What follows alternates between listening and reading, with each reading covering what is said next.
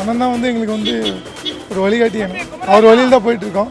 நிறைய நலத்திட்டங்கள்லாம் அண்ணன் பேரை வச்சு ஊரில் பண்ணிகிட்ருக்கோம். கோத்தகிரியில் ஃபுல்லாகவே வந்து அண்ணன் பேரை வச்சு தான் பண்ணிகிட்ருக்கோம்.